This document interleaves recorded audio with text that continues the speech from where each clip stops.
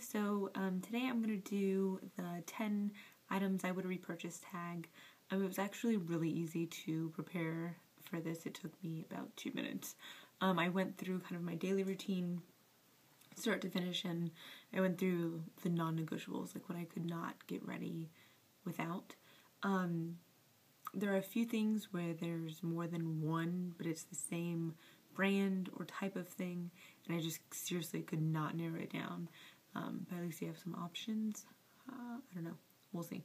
So the first thing that I started out with was primer. And now that I think about it, I didn't include eyeshadow primer. Can I? If I can include eyeshadow primer, then I include regular primer and eyeshadow primer. Okay, so Prime Time is what I usually use. It's by Bare Minerals. I use the original one. Even though I have oily skin, the oil-free one, I didn't enjoy. I love it, but it's around like $20 for an ounce. You know, I'll pay it if it's that good, but lately what I've been using is the Monostat Chafing Relief Powder Gel, which honestly, I like just as much, if not better, than the Prime Time. And this one is 1.5 ounces, and it's like $7 or $8 at Walmart, and I think maybe at like CVS and Walgreens. You'd have to double check, but so I probably won't buy Prime Time again just because, like, why would I waste my money? It doesn't make sense. And then if I can sneak it in, if you'll let me, of course. I mean, it's kind of a given what I would say. I mean, you can tell mine is, there are no words. It's just a mess. And I pulled the stopper out because I am that, like, gung-ho about using every last bit of it. But it's, you know, it's the best. There was a while where I didn't like it that much, but I went back to it. Right, next is foundation. Now, I have a lot of foundation, so this was the one part where I was like, oh, I don't know which one to pick. I probably have like 10 to 15 foundations. I don't go through them really quickly, but I like to try them all the time. I do have oily skin, I have acne scarring, I have blemish-prone skin. Woohoo! I just have like all the good stuff. And one that I end up going back to a lot is the Revlon Color Stay for combination oily skin. This is 330 Natural Tan. I have like 2 other ones in different colors because I can mix them. Even though it doesn't really look it, they tend to show up kind of like pinky on my face and definitely have yellow undertones. What I often do is take the NARS Sheer Glow in Stromboli, which is totally yellow based, and sponge that on top of it with a beauty blender, and it kind of takes that away. I got that from XOXO, so thank you. The next thing that I would have to add is concealer. Now again, I have a lot of these too, but the one that I decided had to be included in the top 10 is the, ooh, is that upside down? Or, the MAC Studio Finish Concealer. Mine is NC35. It's just super creamy, and I love it. I mean, it's amazing. It's good stuff. I don't remember like how much it costs, but it's well worth it. I'm not a huge MAC person. I don't know, there's something about like Sephora that's more attractive to me than MAC. I don't know why. But lately in the last year I have been getting into it more. And this is the very first MAC product that I got, and I was like, oh, like I get what the hype about MAC is, and I'm there now. The next thing is pressed powder. I have super oily skin. Powder is a necessity.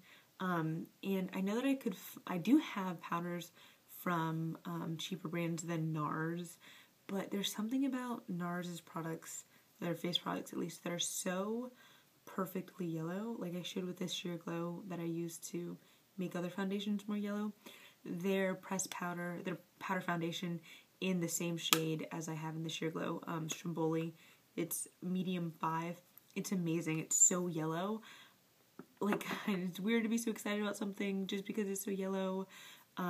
It's amazing. It's the perfect yellow. It makes me think of Ben Nye banana powder. I've never had that, but I want it.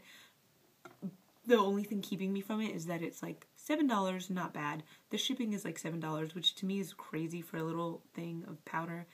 I know that's ridiculous because it's like $45, but hey, in my head it totally makes sense, and I'm outraged by the $7 shipping. Okay, the next thing that I would have to add is my contour shade. I use this by MAC. It's funny how I said I'm not that into MAC and 2 of these are MAC. It's a sheer pressed powder in NC55, which is, it doesn't look like it's too dark for me, but it is definitely too dark for me. But that's on purpose. I didn't buy it as a face powder. I bought it as a contour shade. There is a MAC girl there who recommended that I try a pressed powder in a much darker, not much darker, but in a darker shade instead of going with one of their blushes. I think it was Blunt that I was going to get, but it just looked kind of muddy on my face. And I'm in love with NC55. I use it all the time, and there's like not even a dent because, I mean, I don't use a whole ton of contouring, but you know. Okay, the next thing that I would have to add is blush. I am very addicted to blushes. I can't have enough. And this one I have 3, but they're all the same brand. It's the Tarte Amazonian Clay blushes. I think they're called the 12-hour blushes. Now I've had more, but I returned 2 of them. One was like the purpley color. I can't remember the other one.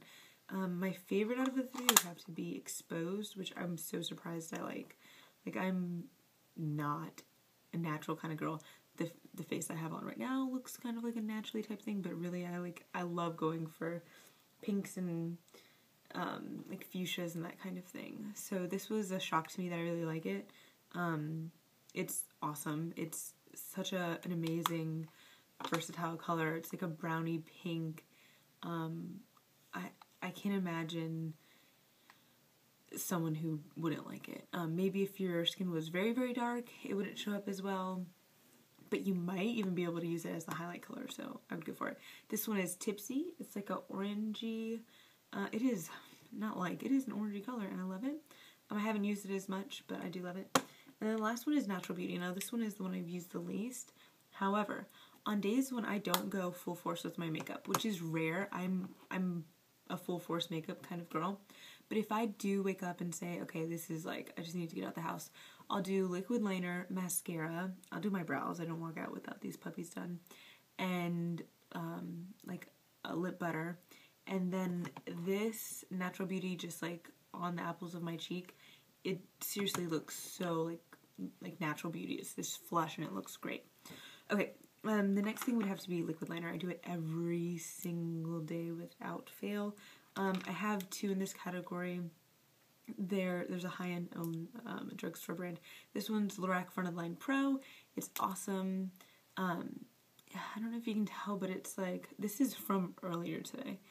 I tried to film this before. It didn't work. And it's very black, obviously. It has like these little nylon, it's like a little paintbrush. They're separate little hairs or whatever you want to call them. I love it. I don't recommend using it if you're using cream shadows. It tends to, once you put it on, and if you go back over it like to make it darker, it almost removes itself, and it's not that great. But if you're trying to do a very precise line, it's perfect. The next one is the L'Oreal Paris Carbon Black Liner Intense. I mean, there's not much I can say except it's awesome. It is a felt tip. It's super black. Just like the feel of it, it's a little bit more watery, but I find it's a tiny bit more forgiving. The issue with the cream liner that I was talking about with the Lorac one doesn't apply to this one. The only downfall is that it's tapered, but it's almost not tapered enough. So if you're trying to get a super duper precise line, it's probably not the one for you. The Lorac one is awesome for that. And then my last category, I think it's my last one, one after this, is lipsticks, and I would have to go with CoverGirl Perfection. These are some of them. I have more. They're gel-based. They're awesome.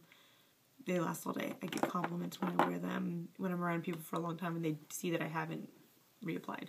Last one is the Naked. I know it's a cliche. I'm sorry. But it's so awesome. I use it all the time, and I use Buck as my eyebrow shade as well. So you can't really go wrong with something that works as your eyeshadow in your eyebrow, and I'm like obsessed with brows. Alright, so that was pretty quick, but those are my 10 items that I would repurchase without a doubt. Thank you for watching.